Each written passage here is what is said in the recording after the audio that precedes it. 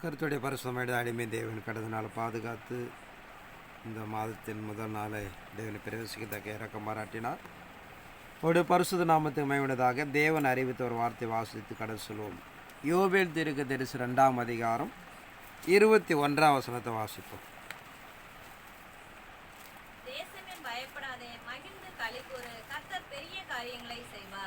தெய்வத்து நாமத்தை மகிமையுள்ளதாக இங்கே யோவேல் தீர்க்கதரிசி மூலமாக நமக்கு அறிவிக்கிற பிரகாரம் அது சொல்லப்பட்டிருக்க இந்த 3 அதிகாரமே கடைசி காலத்தை சார்ந்த விஷயங்கள். 2ஆம் அதிகாரத்தை நம்ம சொல்லுகிற பிரகாரம் தேசமே பயப்படாதே, மகிழ்ந்து களி கூறு, கர்த்தர் பெரிய காரியங்களை செய்வார். அதனால் இறைசம தொடர்ந்து நாம் பார்க்கிற பிரகாரம் தேவன் ஒரு பெரிய பலமுள்ள ஒரு கிரியைகளை செய்வேன் என்று அங்கே நடைமுறைப்படுத்துகிறார்.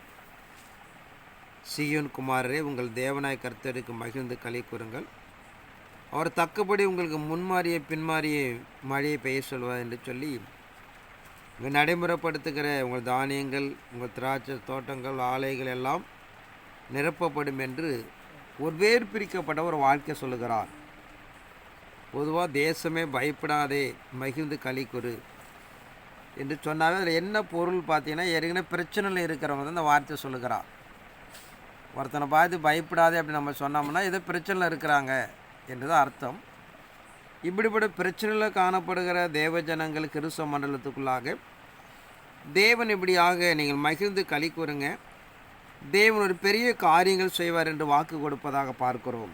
அதனால் நம்ம வாழ்க்கையில் காணப்படுகிற எல்லா நிலைகளுக்கும் தேவன் ஒரு தீர்வை கொடுப்பேன் என்று சொல்லி ஒரு ஆதீனத்திலிருந்து முன்மாறி பின்மாறி மழை பெய்ய செய்து தேவன் நம்மை நன்மை செய்து கொடுப்பார் என்று சொல்லப்படுவதாக பார்க்கிறோம். ஆனால் நம்ம வாழ்க்கையில் இருக்கிற ஒன்று பிரச்சனையிலிருந்து முடிவாகலாம், அல்ல பிரச்சனை ஆரம்பித்து முடிவாகலாம். ஆனால் பிரதான நோக்கம் என்னன்னு பார்த்தீங்கன்னா ஒரு முடிவு உண்டாக்குறார். இந்த வேத வசனத்தில் வாக்கு தத்துவத்துடைய பிரதான விஷயம் என்னன்னு பார்த்தீங்கன்னா, நான் பிரச்சனையில் இருந்தால் தேவன் ஒரு முடிவை நமக்கு நன்மை செய்து கொடுக்கிறார். ஒரு பிரச்சனை துவங்கி ஒரு முடிவு உண்டாகும்.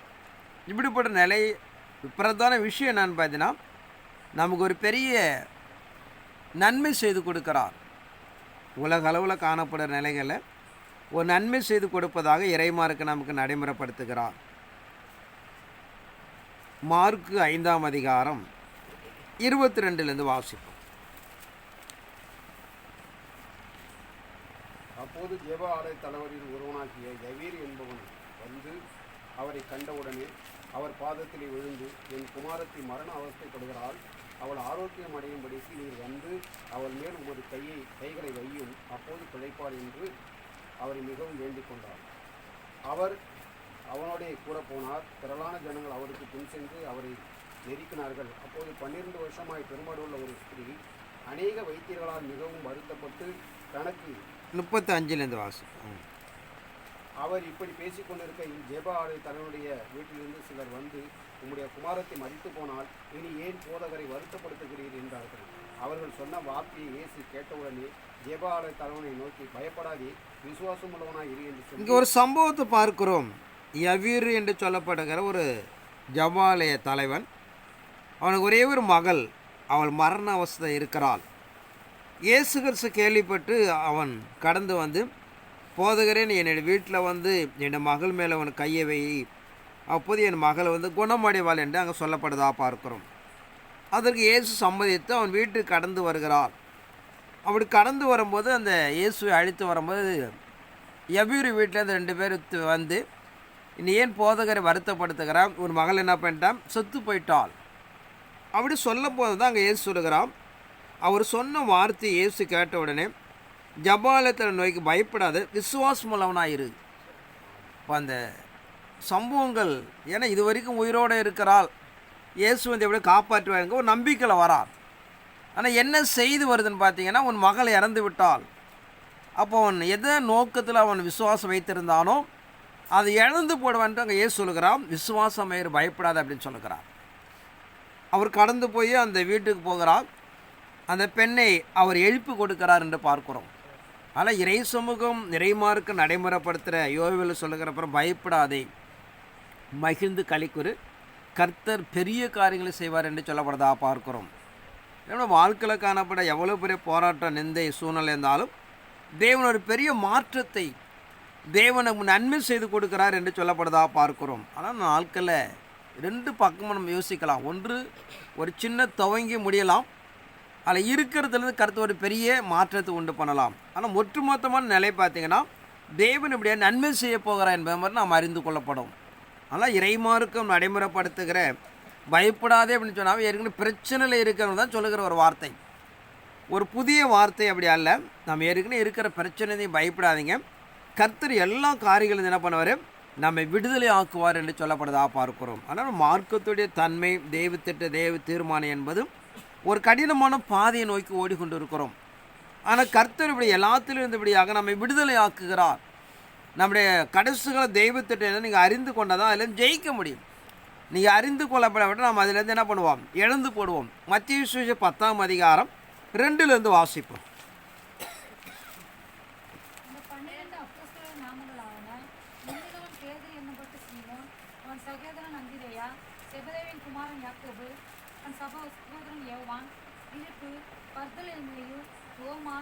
ஆயக்காரனாகி மத்தேயு, அல்பேவின் குமாரன் யாக்கோபு, ததேயு என்னும் மறுநாமமுள்ள லெவியு, கானானாகிய சீமோன், அவரை காட்டிக் கொடுத்த யூதாஸ் காரியத்து என்பவர்களே.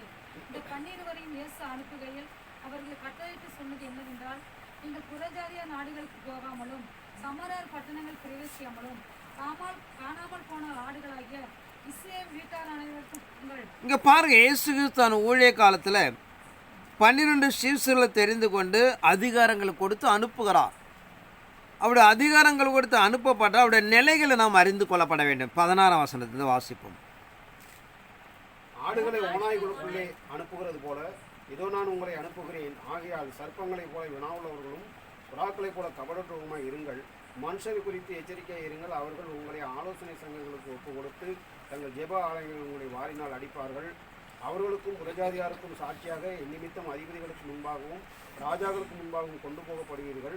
அவர்கள் உங்களை ஒப்புக் கொடுக்கும்போது எப்படி பேசுவோம் என்றும் என்னத்தை பேசுவோம் என்றும் கவலைப்படாதிருங்கள். இங்கே பார்க்கிறோம், அதிகாரங்களை கொடுக்கிறார். பிசாசை விரட்டுங்க, வியாதிகளை குணமாக்குங்க, குசுரையை சுத்தம் பண்ணுங்க, மரித்துரை எழுப்புங்க, இப்படி பலவிதமான அதிகாரங்கள் கொடுத்தாலும் எங்கே அவங்க போகிறாங்க என்று சொல்கிறார். ஆடுகளை ஓநாய்க்குள்ளே அனுப்புறது போல இதோ நான் உங்களை அனுப்புகிறேன். ஆகியால் சர்ப்பங்களைப் போல வினாவலர்களும் புறாக்களை போல கபரற்றமாக இருங்கள். மனுஷரை கொடுத்து எச்சரிக்கையாக இருங்கள்.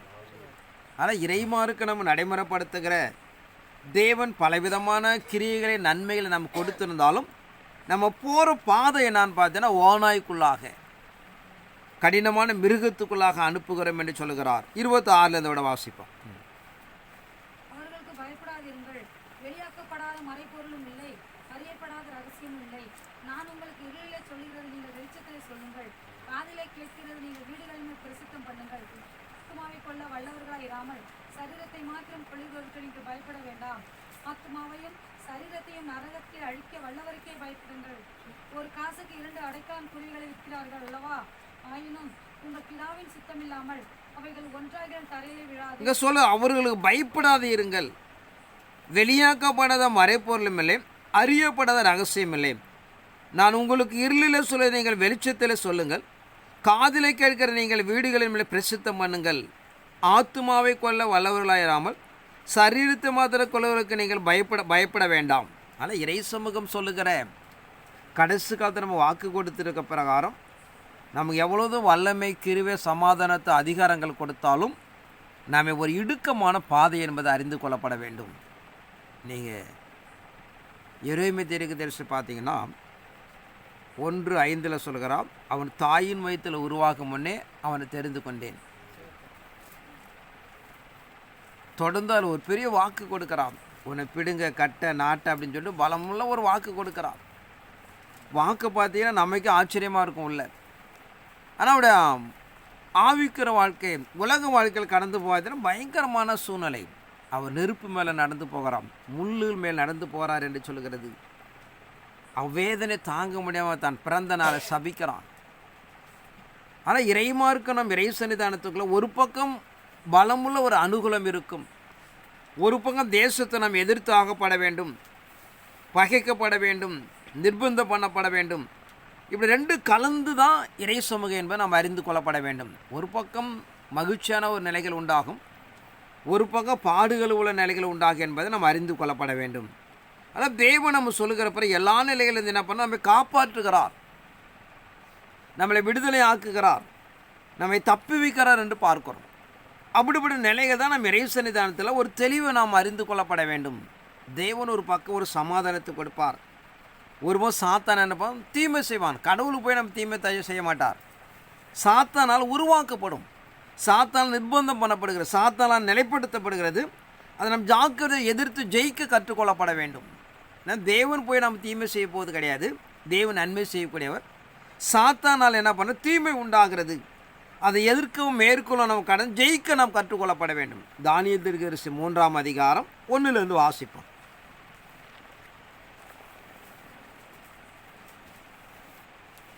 ராஜாவாகிய நேபுகாத்நேச்சார் 60 முழ உயரமும் 6 முழ அகலமான ஒரு தொட்டியை பண்ணிவிட்டு பாபிலோன் மாகாணத்தில் இருக்கிற சூரா என்னும் சமூகமிலே நிறுத்தினான். இந்த ராஜாவாகிய நேபுகாத்நேச்சார் தேசாதிபதிகளையும் அதிகாரிகளையும் தளபதிகளையும் நியாயாதிபதிகளையும் பொக்கிஷக்காரரையும் நீதி சாஸ்திரிகளையும் விசாரிப்புக்காரரையும் நாடுகளில் உள்ள உத்தியோகஸ்தர் யாவரையும் நேபுகாத்நேச்சர் ராஜா நிறுத்தின சிலையின் பிரதிஷ்டைக்கு வந்து சேரும்படி அழைத்தனுப்பினான். அப்பொழுது தேசாதிபதிகளும் அதிகாரிகளும் தலைவரும் நியாயாதிபதிகளும் பொக்கிஷக்காரரும் நீதி சாஸ்திரிகளும் விசாரிப்புக்காரனும் நாடுகளிலுள்ள உத்தியோகஸ்தர் யாவரும் ராஜாவாகிய நேபுகாத்நேச்சர் நிறுத்தின சிலையின் பிரதிஷ்டைக்கு வந்து சேர்ந்து நேபுகாத்நேச்சர் நிறுத்தின சிலைக்கு எதிராக நின்றார்கள். கட்டியக்காரன் உரைத்த சத்தமாய் சகல ஜனங்களும் ஜாதிகளும் பாஷைக்காரருமானவர்களே, உங்களுக்கு அறிவிக்கப்படுகிறது என்னவென்றால், எக்காலம், நாகசுரம், கிண்ணரம், வீணை, சுரமண்டலம், தம்பூர் முதலான சகலவித கீத வாத்தியங்களின் சத்தத்தை நீங்கள் கேட்கும்போது நீங்கள் தாழ விழுந்து ராஜாவாகிய நேபுகாத்நேச்சர் நிறுத்தின பொற்சிலையை பணிந்து கொள்ள கடவீர்கள். எவனாகிலும் தாழ விழுந்து அதை பணிந்து கொள்ளாமல் போனால் அவன் அந்நேரமே எரிகிற அக்கினி ஜுவாலின் நடுவிலே இங்கே ஒரு சம்பவத்தை பார்க்கிறோம். பாபிலோன் மாநகரத்தில் நேபுகாத்நேச்சர் என்பவன் அரசாட்சி பெற்றுக்கொள்கிறான். ஒரு பெரிய பொற்சிலையை உண்டாக்கி அதை நீங்கள் எல்லாரும் வணங்கப்பட வேண்டும் என்று அவனுக்கு சொல்லுகிறான். அப்படி வணங்காத எந்த ஒரு மனிதனும் அக்கினியில் போடப்பட வேண்டும் என்று ராஜா கட்டளை கொடுக்கிறான். இந்த சாத்ராக் மேஷாக் ஆபேத்நேகோ என்ற யூத குலத்தில் சிறைப்பிடிக்கப்பட்ட வந்தவர்கள் நேபுகாத்நேச்சருடைய பாபிலோன் மாகாணத்தில் சிறைச்சாலைக்குள்ளாக இருக்கிறார்கள். நேபுகாத்நேச்சர் தன்னுடைய அரண்மனை விசாரிப்பு விரிவாக்கப்பட என்பதற்காக அரண்மனையில் இருக்கிற மனிதரெல்லாம் வெளியில் கொண்டு போகவும் புதிதாக மனிதர்கள் தேர்ந்தெடுத்து அரண்மனையில் வாசம் பண்ணப்பட வேண்டும் என்று அவன் அரண்மனை தெருக்களிலிருந்து சிறைச்சாலையிலிருந்து எல்லா தேசத்தில் இருக்கிற வாலிபர்களை கொண்டு வர சொல்கிறான். அவளுக்கு கல்விகளையும் ஞானத்தை கற்றுக் கொடுக்க சொல்கிறான். அதன் பிறகு அரண்மனையில் வாசம் பண்ணப்பட வேண்டும் என்று சிறைப்பிடிக்கப்பட்ட 4 வாலிபர்களை இந்த 3 பேரும் ராஜ சமூகத்தில் வேலை செய்து கொண்டு இருக்கிறார்கள். நம்ம 1ஆம் அதிகாரத்தான் சம்பவத்தை பார்க்கிறோம். அப்படி காணப்படுகிற நாட்கள் தான் நேபுகாத்நேச்சர் பெரிய பொற்சொலையை உண்டாக்கி இந்த பூமியில் இருக்கிற எல்லாரும் நான் நிறுத்தின சிலையில் என்ன பண்ணும், நீங்கள் பணிந்து கொள்ளப்பட வேண்டும் என்று அவர் சொல்லுகிறார்கள். இந்த 3 வாலிபர்கள் அதற்கு ஏற்றுக்கொள்ள மறுக்கிறார்கள். 12 வாசிப்போம். 3:12. மாகாணத்தின் காரியங்களை விசாரிக்கும்படி நீர் ஏற்படுத்தின சாத்ராக் மேஷாக் ஆபேத்நேகோ என்போம் யூதரான மனுஷர் இருக்கிறார்களே, அவர்கள் ராஜாவாகிய உம்மை மதிக்கவில்லை.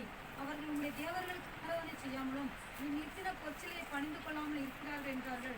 அப்பொழுது நேபுகாத்நேச்சர் உக்கிர கோபம் கொண்டு சாத்ராக்கையும் மேஷாக்கையும் ஆபேத்நேகோவையும் அழைத்து கொண்டு வரும்படி கட்டளையிட்டான்.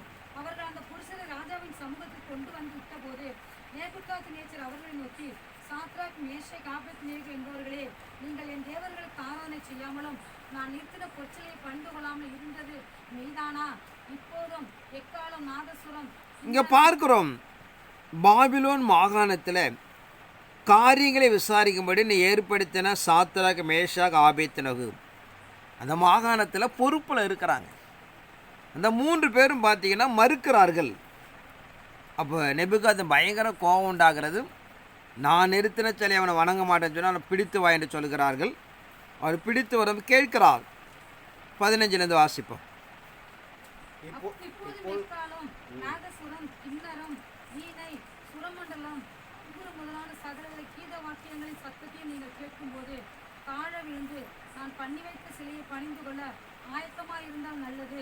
பணிந்து கொள்ளாதீர்களே ஆயில் அந்நேர்மை எரிகிற அக்கினி சூளையின் அடியிலே போடப்படுவீர்கள். உங்களை என் கைக்கு தப்புவிக்கப் போகிற தேவன் யார் என்றான். சாத்ராக், மேஷன், ஆபேத்நேகோ என்பவர்கள் ராஜாவை நோக்கி, நேபுகாத் நேச்சாரே, இந்த காரியத்தை குறித்து உமக்கு உத்தரவு சொல்ல எங்களுக்கு அவசியம் இல்லை. உங்கள் ஆராதிக்கிற எங்கள் தேவன் எங்களை தப்புவிக்க வல்லவராயிருக்கிறார். அவர் எரிகிற அக்கினி சூளைக்கும் ராஜாவாகிய உம்முடைய கைக்கும் நீங்களாக்கி விடுவிப்பார். விடுவிக்காமல் போனாலும் நாங்கள் உம்முடைய தேவர்களுக்கு ஆராதனை செய்வதும் இல்லை, நீ நிற்கிற பொச்சிலையை பணிந்து கொள்வதும் இல்லை என்கிறது. ராஜாவாகிய உமக்கு தெரிந்திருக்க அந்த 3 மனிதர்கள் சொல்லுகிறார்கள், ராஜாவாகிய உமக்கு நாங்கள் பதில் சொல்ல வேண்டிய அவசியம் இல்லை, நீ நிறுத்தின சிலைக்கு நாங்கள் வணங்கவும் மாட்டோம், எங்கள் தேவன் தப்பி வைத்தாலும் சரி தப்பி வைக்க போனாலும் சரி நாங்கள் உடன்பட மாட்டோம் என்று சொல்லப்படுதா பார்க்கிறோம். 24 வாசிப்போம்.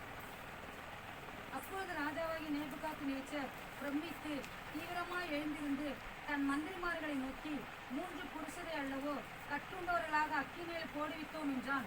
அவர்கள் ராஜாவுக்கு பிரதி உத்தரமாக, ஆம் ராஜாவே என்றார்கள். அதற்கு அவன், இதோ 4 பேர் விடுதலையாய் அக்கினியின் நடுவிலே உலாகிறதை காண்கிறேன். அவர்களுக்கு ஒரு நேபுகாத்நேச்சர் கோபம் கொண்டு அந்த அக்கினை 7 மடங்கு எரிய வைக்கிறான். அது கட்டி கொண்டு போடும்போது கட்டி கொண்டு போகிற அந்த பிரதானிகள் சிலர் மரித்து போகிறார்கள். ராஜா தான் பார்க்குறான், நம்ம போட்டோம் செத்து போயிட்டாலும் உயிரோடு இருக்கிறான்னு சொல்லி. அந்த அக்கினி ஜுவாலை 4 பேர் உலாவி கொண்டு இருக்கிறார்கள்.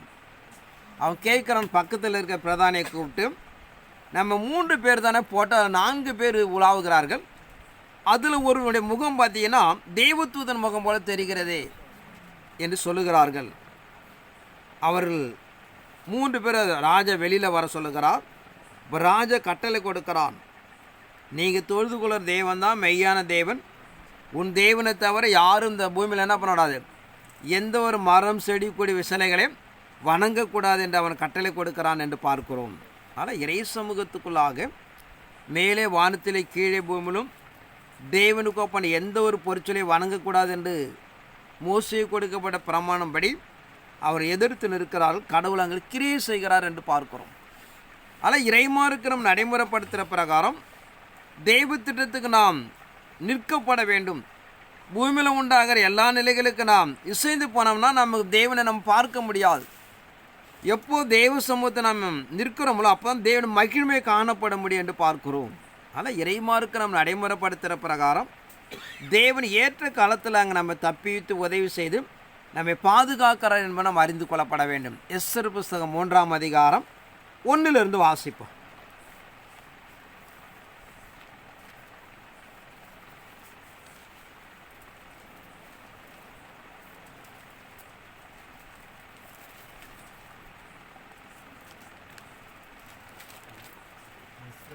மூன்றாம் அதிகாரம் 1 இந்த நடவடிக்கைகளுக்கு பின்பு ராஜாவாகிய அகஸ்வேரு அம்மெதாத்தாவின் குமாரனாகிய ஆமான் என்னும் ஆகாகியனை மேன்மைப்படுத்தி தன்னிடத்தில் இருக்கிற சகல பிரபுகளுக்கும் மேலாக அவனுடைய ஆசனத்தை உயர்த்தி வைத்தான். ஆகையால் ராஜாவின் அரண்மனை வாசலில் இருக்கிற ராஜாவின் ஊழியக்காரர் எல்லாரும் ஆமானை வணங்கி நமஸ்கரித்து வந்தார்கள். அவனுக்கு இப்படி செய்ய வேண்டும் என்று ராஜா கட்டளையிட்டு இருந்தான். ஆனாலும் மொர்தெகாய் அவனை வணங்கவும் இல்லை, நமஸ்கரிக்கவும் இல்லை. அப்பொழுது ராஜாவின் அரண்மனை வாசலில் இருக்கிற ராஜாவின் ஊழியக்காரர் மொர்தெகாயை பார்த்து, நீ ராஜாவின் கட்டளை மீறுகிறது என்ன என்று கேட்டார்கள். இப்படி அவர்கள் நாளுக்கு நாள் அவனுடனே சொல்லியும் அவன் தங்களுக்கு செவிகொடாத போது தான் யூதன் என்று அவன் அவர்களுக்கு அறிவித்திருந்தபடியால் மொர்தெகாயின் சொற்கள் நிலை நிற்குமோ என்று பார்க்கிறதற்கு அதை ஆமானுக்கு அறிவித்தார்கள். நம்ம பார்க்கிறோம், அகஸ்வர ராஜா அரசாட்சி பண்ணுகிற நாட்களில் ஆமான் என்கிற ஒரு மனிதனை பிரதான ஒரு மனிதனாக ராஜாவுக்கு அடுத்தபடி நியமிக்கிறான். ராஜ சட்டம் என்னான்னு பார்த்தீங்கன்னா, யார் ராஜா நியமிக்கிறார்களோ அந்த அரண்மனையில் காணப்படுறவர்கள் அவர்களை வணங்கப்பட வேண்டும். அதை மொர்தெகாய் அவன் யூதன் என்பதனாலே ஆமானை வணங்குவதற்கு அவன் உடன்படலை. இப்போ அரண்மனை முட்டத்தை வேலை செய்து கொண்டு இருக்கிற எல்லாரும் பேசிக்கொள்கிறார்கள், இவனுடைய செயல்பாடு எப்படி நிலைநிற்கும், இது சாத்தியமாகுமா என்று ஒருவர் பேசிக்கொள்கிறார்கள். நாளுக்கு நாள் கடந்து போகிறது. மொர்தெகாய் ஆமானை வணங்காது என்று ஆமானுக்கு அந்த சம்பவத்தை அறிவிக்கப்படுகிறது. சாதாரண ஒரே ஒரு மொர்தெகாயை அவன் பழித்திருப்பதற்கோ கொலை செய்வதற்கு விரும்பாமல் அவனை சார்ந்த ஒரு பெரிய ஒரு இனம் இருக்கிறது. 127 நாடுகள் அந்த இனம் பரவி இருக்கிறது. யூதர்கள் ஒட்டுமொத்தமான யூதர்கள் அழிக்கப்பட வேண்டும் என்று அவன் தீர்மானிக்கிறான். ராஜ சமூகத்துக்குள்ளா இவன் எப்படி பிடிக்கப்படுவது என்று சொல்லி பார்த்தீங்கன்னா, ராஜாவுக்கு அநேக பொண்ணும் வெள்ளியும் கொண்டு வந்து கொடுத்து, இந்த ராஜ்யத்தில் இருக்கிற எல்லாரும் உண்மை வணங்கப்பட வேண்டும் என்று அவன் ராஜாவிடத்தில் சொல்லுகிறான். ராஜா அதை ஏற்றுக்கொள்கிறான். ஏன்னா ஆமான் தன்னை வணங்காதனாலே அதை நேரம் எங்கே கொண்டு ராஜா வணங்குறால ஒரு சூழ்ச்சியை கொண்டு போகிறான். அப்போது மொர்தெகாய் என்ன பண்ணுவான் பார்ப்போம் என்று சொல்லுகிறேன். ஒரு நிலைப்பாடுகளை கொண்டு போவதாக நான் பார்க்கிறோம். அப்படி ஒரு சிக்கலை உருவாக்கி அங்கே நடைமுறைப்படுத்துவதாக நான் பார்க்கிறோம். 4ஆம் அதிகாரம் 1லேருந்து வாசிப்போம். நடந்த யாவற்றையும் மொர்தெகாய் அறிந்தபோது, மொர்தெகாய் தன் வஸ்திரங்களை கிழித்து உடுத்து உடுத்தி சாம்பல் போட்டுக்கொண்டு நகரத்தின் நடுவே புறப்பட்டு போய் துயரமுள்ள மகா சத்தத்துடனே அலறிக்கொண்டு ராஜாவின் அரண்மனை வாசல் முகப்பு மட்டும் வந்தான். இருட்டு உடுத்திருந்தவனாய் ராஜாவின் அரண்மனை வாசலுக்குள் பிரவேசித்த ஒருவனுக்கு உத்தரவில்லை. ராஜாவின் உத்தரவும் அவனுடைய கட்டளையும் போய் சேர்ந்த ஒவ்வொரு நாட்டிலும் ஸ்தலத்திலும் உள்ள யூதருக்குள்ளே மகா துக்கமும் உபவாசமும் அழுகையும் புலம்பலும் உண்டாய் அநேகர் விட்டுவிட்டு சாம்பலில் கிடந்தார்கள். அப்பொழுது எஸ்தரின் தாதிமார்களும் அவளோட பிரதானிகளும் போய் அதை அவளுக்கு அறிவித்தார்கள். அதனாலே ராஜாத்தி மிகவும் துக்கப்பட்டு மொர்தெகாய் உடுத்திருந்த இடத்தை எடுத்துக்கொண்டு அவனை உடுத்தி வைக்கிறதுக்கு வஸ்திரங்களை அனுப்பினார். அவனும் அவைகளை ஏற்றுக்கொள்ளாதிருந்தான். இங்கே பார்க்கிறோம், இந்த ஆமான் மிகவும் தந்திரமாக ஒரு செயலை செய்கிறான். நம்முடைய தேசத்தில் நம்முடைய கட்டளைகளுக்கும் பிரமாணங்களுக்கும் உடன்பட ஒரு பெரிய ஜாதி, ஒரு பெரிய கூட்டம் அந்த அவனுடைய அரசாட்சி முழுவதும் பரவி இருக்கிறாங்க. அவனுடைய நாகரிகம் பண்பாடு ஒரு நமக்கு முன்மாதிரியே இல்லாமல் நமக்கு எதிர்ப்பாக இருக்கு என்று சொல்லி தான் அங்கே அழிப்பதற்காக தீர்மானம் செய்கிறான். எல்லா நாடுகளுக்கு நிருபங்களை எழுதி அனுப்பிவிட்டான். ஒரு தேதியை ஒரு நாளை குறித்து யூத வம்சமே இருக்கக்கூடாது என்று பார்த்தீங்கன்னா அழிப்பதற்கு தீர்மானம் செய்கிறான். அப்படி தீர்மானம் செய்கிற காலகட்டத்துக்குள்ளே தான் நம்ம அந்த சம்பவத்தை பார்க்கிறோம். மொர்தெகாய் தான் ஒன்று சாவது அவனுக்கு பெரிய நிலையில் தான் சார்ந்திருக்கிற அந்த வம்சமே அழிஞ்சிடும் என்கிற ஒரு நிலைக்கு கொண்டு போகிறான். என்ன செய்வதென்று தெரியாமல் தன்னுடைய ஆடையை கிழித்து கொண்டு தன் மண்ணை வாரி போட்டுக்கொண்டு அரண்மனை வாசலுக்குள்ளாக இருக்கிறான். இந்த சம்பவம் நீங்கள் பார்த்தீங்கன்னா எஸ்தர் கடந்து போகிறது. அப்படி கடந்து போகும்போது அவளுக்கு ஒன்றும் புரியலை. அவள் என்ன பண்ண ஒரு புதிய ஆடைகளை கொடுத்து போய் மீண்டும் என்ன பண்ணுதுன்னா நீங்கள் இந்த ஆடையை போட்டுக்க சொல்லுன்னு சொன்னால் அவன் அதை தூக்கி அடிக்கிறான். இப்போ அரண்மனைக்குள்ளாக என்ன நடக்குது என்பது எஸ்தருக்கு தெரியல. அப்படி தெரியாதனால எப்படியாவது தன் குலத்தை காப்பாற்றப்பட என்பதற்கு இவன் முயற்சிக்கிறான். 2 பேரும் செய்திகள் பரிமாறுவதற்கு ரொம்ப கடினமாக இருக்கிறது. இப்போ எஸ்தர் கேட்குற என்ன நடந்து கொண்டு இருக்கு அப்படின்னு சொல்லும்போது அப்போ உள்ள நிகழ்வு சொல்கிறார். யூத குலை என்பது ஒன்றை இப்படியே அழிக்கப்பட வேண்டும். ஒரு மாதத்தை தேதி திட்டம் செய்து ஆமான் என்கிற அந்த மனிதன் இப்படியாக ராஜாவிடத்தில் கடிதங்களை பெற்று தேசம் முழுவதுக்கு அனுப்பி வைத்து விட்டான் என்று சொல்லி அதன் அடிப்படைக்குள்ள தான் என்ன செய்கிறாங்கன்னு பார்த்தீங்கன்னா, இப்போ ராஜாவை போய் பார்க்க முடியாது. ராஜாவை பார்க்க முடியாத ஒரு காலத்தில் இருக்கிறாப்புல அந்த சூழ்நிலை கரெக்டாக கேதர் பண்ணி வச்சுருக்கிறாம அந்த சூழ்நிலை இருக்குது. ராஜாவிட்ட யாரும் போய் கேட்க முடியாது. அப்போ ராஜ சமூகத்தை நீங்கள் போனீங்கன்னா ராஜா தன் செங்கோலை நீட்டினா நீங்கள் அனுமதிக்கப்படுகிறீர்கள். செங்கோலை நீட்டப்படவிட்டால் யாரானாலும் அந்த இடத்துல கொலை செய்யப்பட வேண்டும்.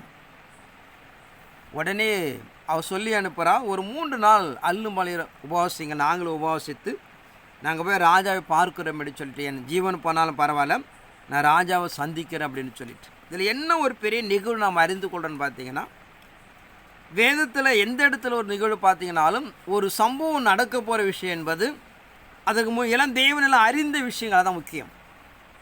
வேதாந்த நீங்கள் எங்கே எடுத்துக்கொண்டாலும் சரி, கடைசி காலத்தில் அந்த 2 தீர்க்கதரிசி சாகும்போது எருசலேம் நகரத்துக்குள்ளாக 7000 பேர் மடிந்து போவாங்க என்று 1000 ஆண்டுகள் முன்பு எழுதப்பட்டது. அல்ல எதுவுமே புதிதாக தீர்மானிக்கப்பட்ட விஷயம் அல்ல. 1000 ஆண்டுகளும் எல்லாம் முன்பு தீர்மானிக்கப்பட்ட விஷயங்கள்.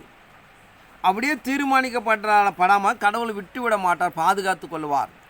ஏன்னா நீங்கள் இயேசு கிறிஸ்துடைய ஊழிய காலத்தோட பார்த்தீங்கன்னா தெரியும். அவர் பிறப்பதற்கு ஒரு பெண் தேவைப்படுகிறார். அதே போல் பார்த்தீங்கன்னா அவரோட மரண நிலைகளை பார்த்தீங்கன்னா அங்கே அவரை அடக்கம் செய்வதற்கு ஒரு மனிதன் அங்கே எல்லாம் ப்ரிப்பேர் பண்ணி அங்கே வைக்கப்பட்டிருக்கும். ஒரு கழுதை கூட்டில் ஏறி போவார்னு சொல்வதற்கு அங்கே ஒரு கழுதை அங்கே நிர்ணயிக்கப்பட்டிருக்கும். இப்படிப்பட்ட வேகத்தை நீங்கள் பார்த்தீங்கன்னா நம்மளுடைய வாழ்க்கையில் என்ன பிரச்சனைகள் போராட்டங்களை கடந்து வந்தாலும் அதை தப்பிப்பதுக்கு ஒரு வாசலை வச்சுருப்பார்.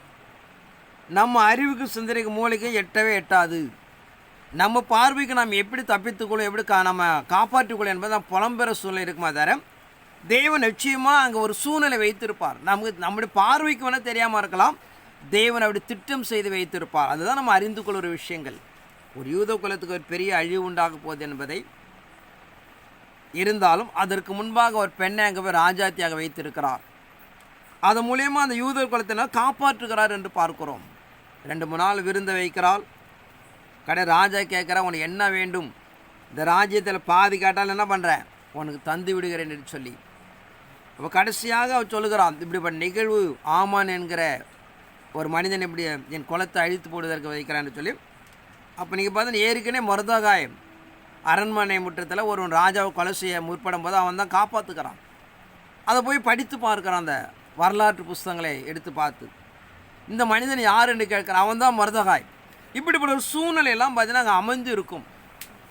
அங்கே தேவன் இப்படியாக, ஏன்னா தேவன் சகலத்தை அறிந்திருக்கிறவர். நம்ம தான் எதிர்காலம் நம்ம தெரியாமல் இருக்கலாம், சூழ்நிலை தெரியாமல், தேவன் எல்லாம் அறிந்திருக்கிற நிலை. அதன் அடிப்படைக்குள்ளாக தேவன் என்ன பண்ண அங்கே காப்பாற்றி கொடுக்கிறார் என்று பார்க்கிறோம். அதனால் நம்ம புரிந்து கொள்ளப்பட வேண்டும். அங்கே சொல்லப்பட்ட காரணம் ஏதோ ஒரு மனிதனுக்கு ஒரு பட்டணத்துக்களை தேசமே பயப்படாதே, மகிழ்ந்து கர்த்தர் பெரிய காரியங்களை செய்வார். அவர் சொல்லுகிற காரியம் பெரிய உலக அளவில் சொல்லுகிற பெரிய சம்பவங்கள். தன் ஜனங்களை காப்பாற்றப்பட வேண்டும் என்று தீர்மானித்திருக்கிறார். ஏன்னா அந்திகிறிஸ்து நடைமுறைப்படுத்த போகிறது. அது ஒரு பெரிய பேரழிவு, நாசம்போசங்கள், பலமுள்ள சம்பவத்தை நடைமுறைப்படுத்த போகிறார். அதில் நம்ம காப்பாற்றுவதற்கு ஒரு சம்பவத்தை வைத்திருக்கிறார். அதான் முக்கியம். ஒரு பக்கம் நம்மை பூர்ணமடைவதற்காக, தெய்வத்திட்ட நிறைவேற்றுவது, தன் எதிரிகளை தண்டிப்பதற்காக ஒரு இடுக்கமான சூழ்நிலை போனாலும் அங்கே நம்ம காப்பாற்றுகிறார் என்று பார்க்கிறோம். அதான் சாத்தானுடைய பிரதான நிகழ்வு, நம்ம சிக்க வைக்க நிகழ்வு. வியாதிகளை கொண்டு வருவான், மரண நிலையிலே கொண்டு போவான், பணம் பற்றாக்குறையை நடைமுறைப்படுத்தக்கூடியவன். இப்படிப்பட்ட ஒரு சில சூழ்நிலையை உருவாக்குவான். ஆனால் சூழ்நிலை நாம் ஏமாந்துடக்கூடாது. ஏன்னா சாத்தான் தந்திரவாதி. அவன் எப்படியாவது இப்படிப்பட்ட நம்மளோட வாழ்வாதாரம் சார்ந்திருக்க ஒரு சூழ்நிலையை உருவாக்கி நான் ஓடி பிரயாசப்பட கடந்து போகிற தெய்வத்திட்டத்தை என்ன பண்ணிடுவான், அவன் தடுத்து விடுவான். அதனால் நம்ம நிதானமாக இருக்கப்பட வேண்டும். கர்த்தர் நம்ம எல்லாரும் என்ன பண்ணுவார், காப்பாற்றி விடுவார். ஏன்னா சூழ்நிலை தான் எல்லாத்துக்கும் காரணமாக இருக்கும். மத்தேயு 4ஆம் அதிகாரம் 1 வாசிப்போம்.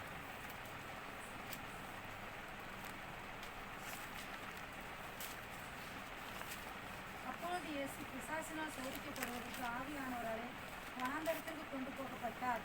ஒரு இரவும் பகலும் 40 நாள் உபவாசமாக இருந்த பின்பு அவருக்கு பசி உண்டாயிற்று. அப்பொழுது சோதனைக்காரன் அவரிடத்தில் வந்து, நீ தேவனுடைய குமாரனே ஆனால் இந்த கல்லுகள் அப்பமாகும்படி சொல்லும் என்றான். அவர் பிரதியுத்தரமாக, மனுஷன் அப்பத்தினாலே மாத்திரமல்ல, தேவனுடைய வாயிலிருந்து புறப்படுகிற ஒவ்வொரு வார்த்தையினால் பிழைப்பான் என்று எழுதியிருக்கிறதே என்றார். இங்கே நம்ம பார்க்கிறோம், இயேசு கிறிஸ்துடைய சொந்த வாழ்க்கையில் ஒரு சம்பவத்தை நடைமுறைப்படுத்தப்படுகிறது. அவர் வனாந்தரத்துக்கு கொண்டு போகிறார். 40 நாள் அங்கே தங்கியிருக்கிறார். பல சம்பவங்கள் உண்டு. 40 நாள் தேவனுக்கு அவருக்கு ஒரு பெரிய உறவை நடைமுறைப்படுத்துகிறது. 2வது மனநிலை எப்படி இருக்குன்னு ஆராய்ந்து கொள்ள முடிகிறது. ஏன்னா மனிதனுக்கு ஆபத்து வந்தால் தான் அவன் வாழ்க்கையுடைய தரம் தெரியும். பிள்ளைங்கள் படிக்க வைக்கிற ஒரு வருஷம் கடைசி ஒரு பரீட்சை வைக்கிறோம். அந்த பரீட்சையில் தான் அந்த பிள்ளைகள் எப்படி வாழ்ந்தது, பள்ளிக்கூடம் போன்று கற்றது என்பதை நம்ம அறிந்து கொள்ள முடியும். பரீட்சை இல்லாமல் ஒரு மனிதனை நாம் ஆராய முடியாது. ஆனால் ஒரு பெரிய பொறுப்பு இயேசு கொடுக்க போகிறார். ஒரு பெரிய உபத்திரத்தில் கொண்டு போய் போடுகிறார். நீ பார்த்தீங்கன்னா ஆவியானவர் தான் அங்கே தூக்கிட்டு போனான்னு சொல்லப்பட்டிருக்கும். அப்படிப்பட்ட ஒரு பெரிய உபத்திரத்தில் அவர் எல்லாத்திலும் ஜெயிக்கிறார். ஜெயத்தை நிறைவேற்ற போகிறார். அப்போ தான் சாத்தான் வரான். வந்து கேட்குறான். அந்த சூழ்நிலை அவருக்கு பயங்கர மேல் வயிறு இழுக்கு, பசி பட்டினி. அப்போ தான் கேட்குறான், நீ தேவகுமாரன் அல்லவா? இங்கே கிடக்கிற கல்லுகளும் அப்பமாய்க்கு சாப்பிட வேண்டியதானே, உனக்கு ஏன் பசிக்குது என்று கேட்கிறான். மனிதன் அப்பத்தினால் மாத்திரமா தேவனுடைய வார்த்தையினால் பிழைப்பான். ஒரு பெரிய உப்புரைகளை உட்கார வைத்து என்ன செய்வார் என்று விட்டுட்டு அவன் வந்து பார்த்துட்ருக்கிறான். அதெல்லாம் எழுதலை, அதெல்லாம் நடந்தது. இதெல்லாம் அவர் போல் கம்முன்னு உட்காந்துருக்கிறார். அப்போ சொல்கிறான், நீ அங்கேருந்து குதி, உன் பாதங்கள் கல்லில் போய் காப்பு என்று வேதவசனம் இருக்கிறது. தூதர்கள் வந்து என்ன பண்ணிடுவாங்க, உன்னை காப்பாற்றிக்குவாங்க. அதற்கு அவர் பதில் சொல்லாமல் அங்கே இருக்கிறார். யார் கொண்டு போய் விட்டாலும் அவனே என்ன பண்ணுறான், மீண்டும் ஆயுஷ் வரான். மூன்றாவதாக உலகத்தை ஒரு நிமிஷத்தில் காண்பித்து அவர் இப்போ ஒருவேளை சாப்பாடு இல்லாமல் இருக்கிறார். அப்படியே உலகத்தை காமிச்சிட்டு நீ காலில் விழுந்து பணிஞ்சுக்கொள், உனக்கு கொடுக்குறேன்னு சொல்லி, இப்படிப்பட்ட அந்த சூழ்நிலையை பார்த்தீங்கன்னா சாத்தான் சோதிக்கிறான். சரியான ஒரு வறுமை, தேவனுடைய வார்த்தையை புடமிடுகிறான். ஒரு உயிருக்கு ஏதுவான ஒரு ஆபத்து கொண்டு போகிறான். அதுலேருந்து அவர் தப்பித்து கொள்கிறார். நீங்கள் எங்கே பார்த்தாலும் அப்படியே கண்டினியூவாக வரும். எப்படி ஆதானியாவில் ஏமாத்தினானோ அதே இயேசு கிறிஸ்து அதே எங்கே தான் கொண்டு போகிறாங்களோ அப்படியே வெளிப்படுத்த 13ஆம் அதிகாரம் தான் அங்கே தான் கடைசி அங்கே போய் நிற்பான். ஏன்னா எல்லா மனிதர்களும் மரணத்துக்கு பயப்படக்கூடியவர்கள். மரணம் என்பது மனிதன் எப்படி அச்சுறுத்தக்கூடிய ஒரு ஆயுதம். அதை வச்சு தான் ஏதேன் தோட்டத்தில் ஏமாத்துகிறான். அதை வச்சு தான் இயேசு ஏமாற்ற பார்க்குறார், அவர் வீழ்ச்சிக்கிறார். அதை வச்சு தான் கடைசி காலத்தில் ஜனங்களை ஏமாற்ற போகிறான். இப்போ நம்முடைய சூழல் என்பது நல்லா தெரியும் அவனுக்கு. ஒரு மனிதனுடைய வாழ்க்கை என்பது வாழ்வாதாரம், அடுத்து எடுத்து போன ஜீவன் தான். இந்த ரெண்டில் தான் மையப்படுத்துகிறான். ஏதோன் தோட்டத்தில் என்ன துவங்கினானோ அதுதான் இயேசு கிறிஸ்து, அதுதான் கடைசி காலம். இதை சார்ந்து தான் வாழ்க்கை எப்பயுமே இருக்கும். ஒன்று ஒரு மனிதனுடைய வாழ்வாதாரம், இன்னொன்று அவனுடைய சூழ்நிலை சிக்கப்பட்டிருக்கிற பிரதான மரணம். இந்த கனியை புசிக்கனால சாவேன்னு இயேசு தேவன் சொல்லிட்டு போகிறார். ஆனால் என்ன சொல்கிறான் சாத்தான், நீ சாக மாட்டீர் என்று சொல்லுகிறான், தேவர்கள் ஆவீர் என்று சொல்லுகிறான். இப்படி ஒரு வார்த்தைக்கேல வித்தியாசம். இந்த கிறிஸ்தவ மண்டலத்தில் பார்த்தீங்கன்னா இன்றைக்கி வீழ்ச்சி அடைகிற ஒரு பெரிய விஷயம்.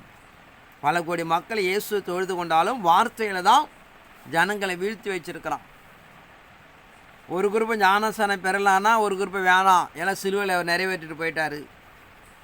பிதாவுக்கு மரபா ஞானசானம் தான் கொடுக்கனாலும் எந்த நாமத்தாலும் கொடுக்கலாம், தண்ணியில் மொழிக்கு தான் கொடுக்கலாம், மொழி எப்படி வேணாலும் கொடுக்கலாம். இப்படி வார்த்தையில் தான் சாத்தான் நம்மளை தோற்கடிக்க வச்சிருக்கிறான். ஏன்னா வார்த்தை தான் நம்ம நிலைநிறுத்தக்கூடிய விஷயங்கள். ஏன்னா சத்தியத்தை கை கொண்டு வருகிற நீதி உள்ள ஜாதி உள்ளே பிற வாசலை தருவங்கள். இப்போ தேவ ராஜ்யம், தேவத்திட்ட, தேவ தீர்மானம் எது அடிப்படைன்னு பார்த்தீங்கன்னா வார்த்தை தான். அந்த வார்த்தையை வச்சு தான் ஒவ்வொரு இடத்தையும் தோற்கடிக்கிறான். ஆதானை தோற்கடித்தான், இயேசுவை தோற்கடிக்க முயற்சித்தான், கடைசி காலத்தில் அதே போல் முயற்சிக்க போகிறான். ஆனால் இறை சமூகத்துக்குள்ளாக நாம் நிலைப்படுத்தி கொள்ளப்பட வேண்டும். எந்த ஆவியானவர் வனாந்தரத்தில் கொண்டு போக விட்டாரோ அவர் தான் நம்மை காப்பாற்றுவார் என்று அவர் வைத்திருக்கிறார். அதேபோல் எந்த தேவனை நீங்கள் தொழுது கொள்கிறீர்களோ, எந்த தேவனை நம்பி இருக்கிறீர்களோ அவர் தான் நம்மளை காப்பாற்றணும், அவர் தான் வாசலை திறக்கணும். நம்ம போய் மாம்சத்தில் ஏதாவது திறக்க ஆரம்பிச்சிங்கன்னா நாம் தெய்வ திட்டத்தை இழந்து போயிடுவோம். அதனால் தேவனை நம்பி இருப்பதனால், தேவனை சார்ந்து இருப்பதனாலே அவர் தான் ஒரு வாசலை திறந்து கொடுக்கப்பட வேண்டும், அவர் தான் நீங்கள் நம்பி இருக்கப்பட வேண்டும். அதை விட நீங்கள் குறுக்கு வழியில் நீங்கள் போனீங்கன்னா நாம் சிக்கிக்கொள்ளுவோம். ஆனால் இறை சமூகம் அந்த வேதத்தில் என்ன வாக்கு கொடுத்துருக்கார் அப்படியே வாழ்க்கை நடைமுறைப்படுத்தி கொடுப்பார். அந்த வார்த்தையை நாம் எதிர்கொண்டு காத்திருக்கப்பட வேண்டும். அவர் எதிர்கொண்டு காத்திருக்கப்படவிட்டால் நம்ம சாத்தான் தோற்கடிச்சு விடுவான். அதெல்லாம் புரிந்து கொள்ளப்பட வேண்டும். தேவனுடைய அனுகிரகம் இல்லாமல் பூமியில் ஒன்று நடக்காது. சாத்தான் தான் வாழ்வாதாரத்தையும் மாம்சத்தையும் சூழ்நிலையும் சோதிக்கக்கூடியவன். வேதம் சொல்லுது, அவனுக்கு எதிர்த்து நில்லுங்க, அவன் ஓடி போவான். நீங்கள் எதிர்த்து நின்னா ஓடிடுவான், நீங்கள் வளைஞ்சு கொடுத்தீங்கன்னா அவனை தோற்கடிச்சிடுவான். ஆனால் இறைமார்க்கம் எதிர்பார்க்கிறவனமாக வேதம் சொல்லுகிற பிரகாரம் அவனுக்கு எதிர்த்து நில்லுங்கள், அவன் ஓடி போவான். நீங்கள் வளைந்து கொடுத்து அல்லது எப்படியாவது தப்பிகளை முயற்சித்தீங்கன்னா உங்களை தோற்கடித்து விடுவான். அதனால் வேத எழுத்துக்கள் என்ன சொல்லி இருக்கிறதோ அதை நம்பி நீங்கள் கடந்து போகப்படும் போது நாம் ஜெயம் அடைந்து விடலாம். அது இல்லாமல் நான் வேறு ஏதோ குறுக்கு வழிகள் வேறு ஏதோ நீங்கள் நிலைப்படுத்தி போனீங்கன்னா நம்மளை இழக்க செய்திருவார். ஏன்னா தேவனோட வார்த்தை தான் மனிதனுக்கு ஜீவன் என்று சொல்கிறது. மனிதன் 54 மாதத்தில் தேவனோட வாயில் பிற வார்த்தை அது ஜீவன் என்று சொல்கிறது. அந்த வார்த்தை நம்பப்படும் போது நாம் அக்கினிலேருந்து தப்பி வைக்கப்படுகிறோம், சிங்க கபிலேருந்து தப்பி வைக்கப்படுகிறோம். ஏன்னா நாங்கள் ஏசாயாவில் சொல்கிறார், தண்ணீர்கள் புரண்டு வந்தாலும் சரி, அக்கினிகள் எதிர்பட்டாலும் சரி, அதில் நீங்கள் வேகாமல் இருப்பேன் என்று சொல்லுகிறது. இப்போ தேவனோட வார்த்தையை நாம் நம்பி கடந்து போகும்போது நாம் ஜெயிக்க முடியும். சூழ்நிலை வைத்து நாம் எவ்வளோ காப்பாற்றி கொள்ளலாம், தப்பித்து கொள்ள நீங்கள் முயற்சித்தீங்கன்னா நாம் தெய்வத்திடத்தை நாம் இழந்து விடுவோம். ஆனால் இறைமார்க்கம் சொல்லுகிற பிறகு தேசமே என்று சொல்லுறது அந்த வார்த்தை. ஆபத்து என்பது, கஷ்டம் என்பது, நிர்பந்தம் என்பது நமக்கு ஏதோ ஒரு தேசத்தில் மாத்திரம், ஒரு பட்டணத்தில் மாத்திரம், நகரம் மாத்திரமல்ல, தேசம் என்று சொல்ல உலகம் முழுவதுக்கும் வருகிறது. அப்படிப்பட்ட உலகம் முழுவதும் வருகிற நிலை கருத்து என்ன பண்ணால் நம்மை தப்பி வைக்கிறார். ஆனால் நமக்கு கொடுக்கப்படுகிற சாத்தான சோதனை என்பது ஒரு பட்டணம், ஒரு நகரம் அல்ல, உலகம் முழுவதுக்கும் அவனால் சோதிக்கப்படுகிறோம். வாசிப்பும் பூச்சக்கரம் முழுவதுக்கும் வெளிப்படுத்தின விசேஷம்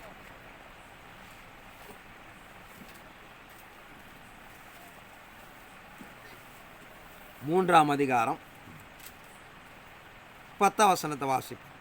என் பொறுமையை குறித்து சொல்லிய வசனத்தை நீ காத்து கொண்டபடியினால் பூமியில் குடியிருக்கிறவர்களை சோதிக்கும்படியாக பூச்சக்கரத்தின் மேலெங்கும் வரப்போகிற சோதனை காலத்துக்கு தப்பும்படி நானும் உன்னை காப்பேன். என் பொறுமையை குறித்து சொல்லிய வசனத்தினை காத்து கொண்டபடியினால் பூமியில் குடியிருக்கிறவர்களை சோதிக்கும்படியாக பூச்சக்கரத்தின் மேல் எங்கும் வரப்போகிற சோதனை காலத்திற்கும் தப்பும்படி நானும் உன்னை காப்பேன்.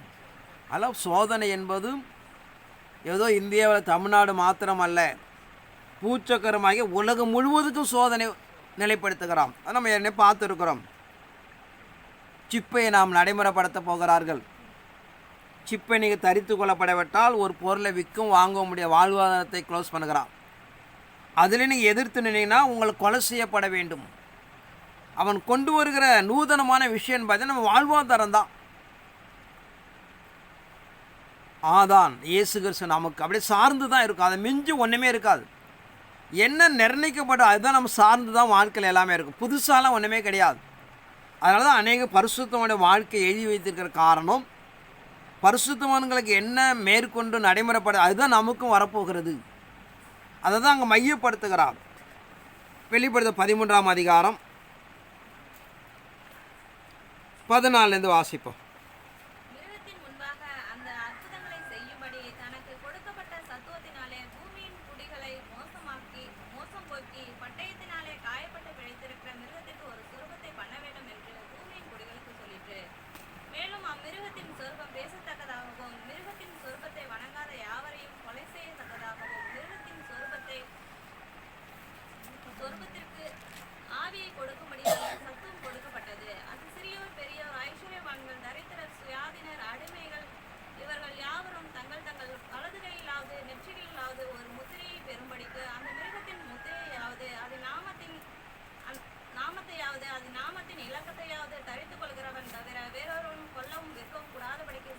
அந்த மிருகத்தின் முத்திரையாவது அது நாமத்தையாவது அது நாமத்து இலக்கத்தையாவது தரித்து கொள்கிறன்னு தவிர வேறொன்று கொல்லும் விற்கவும் கூடாதபடிக்கு செய்தது.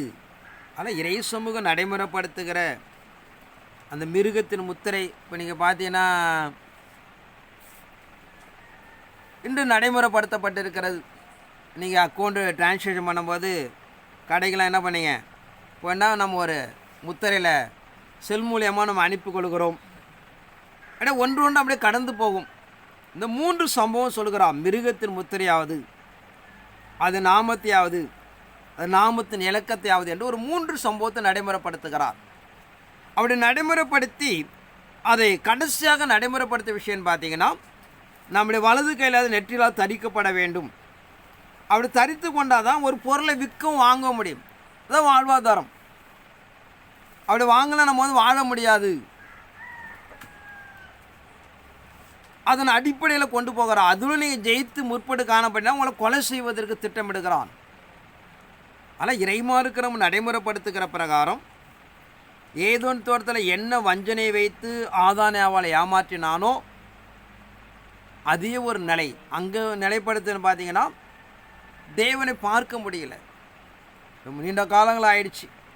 அவனுடைய இருதயத்தோட பெரிய ஏக்கம் பார்த்தீங்கன்னா தேவனை பார்க்கப்பட வேண்டும். அதே போல் இங்கே ஒரு நிர்பந்தம் உண்டாகும். நமக்கு உண்டாகிற பலமுள்ள நிர்பந்தத்தில் பார்த்தீங்கன்னா நமக்கு ஒரு ஒத்தாசை இல்லாமல் இருக்கும். ஆரம்ப காலத்தில் ஒத்தாசை இல்லாதனால பார்த்தீங்கன்னா நிறையா விசுவாச துரோகம் நேரிடும். அப்படி விசுவாச துரோகம் நேரிடும் போது பார்த்தீங்கன்னா அநேக தெய்வ திட்டத்தை இழப்பார்கள் என்று சொல்லுகிறது. அதன் பிறகு தேவன் நீங்கள் வெளிப்படை 8ஆம் அதிகாரத்தில் ஆராதனை அரவன் நிப்பாட்ட சொல்லி என் ஜனங்களை போய் காப்பாற்றுங்க என்று சொல்லுகிறார். அதனால் முதல் படி பார்த்தீங்கன்னா விசுவாச துரோகம் தான் நடக்கும். எந்த அளவுக்கு தேவனில் நம்பிக்கை வைத்திருக்க அந்த நம்பிக்கை இழக்கப்படுகிறது. அதுதான் அங்கேயும் ஏதோன் தோட்டத்தில் நடந்த விஷயங்கள். தேவன் வருவார் பார்க்கலாம் என்று எதிர்பார்க்கிறார்கள். அதற்கு அவர்கள் எட்டாகனியாக போகிறது. அதை பயன்படுத்தி சாத்தான் முடிவெடுத்துக் கொள்கலாம். இந்த கனியை புசித்திருந்தால் தேவர்கள் ஆகிவிடுவீர்கள். உடைய இருதயத்தின் ஏக்கத்தை என்ன பண்ணி அன்றைக்கி நிறைவேற்றி கொடுத்துடலாம். இப்படிப்பட்ட நிகழ்வு தான் ஒன்றே ஒன்று அப்படி சார்ந்து தான் இருக்கும். ஏதோன் தோட்டத்தில் எப்படி ஆதானை அவளை ஏமாற்றினானோ அதே போல் இயேசு கிறிஸ்து வாழ்க்கையில ஒரு சம்பவத்தை நடைமுறைப்படுத்துகிறான். அதே போல் கடைசி காலம் மனவாட்டி தன் சந்திக்க போகிற தேவ சந்ததியை அதே நிலையில் தான் கொண்டு போகிறான். ஆனால் தேவன் எல்லாத்திலும் காப்பாற்றி கொடுப்பார் என்பதை அறிந்து கொள்ளப்பட வேண்டும். அப்படி நீ சரியாக அறிந்து கொள்ளப்படாவிட்டால் அவன் சூழ்ச்சிக்குள்ள நாம் சிக்கிக்கொள்வோம். அதனால் நம்ம இறைமார்க்கம் எதிர்பார்க்கிற தேவனோட வாக்கு பிரகாரம் அங்கே தான் நீங்கள் அந்த வேத வசனத்தை ஒரு சம்பவம் இருக்கும். யோபு 2ஆம் அதிகாரம் மீண்டும் வாசித்ததை வாசிப்போம்.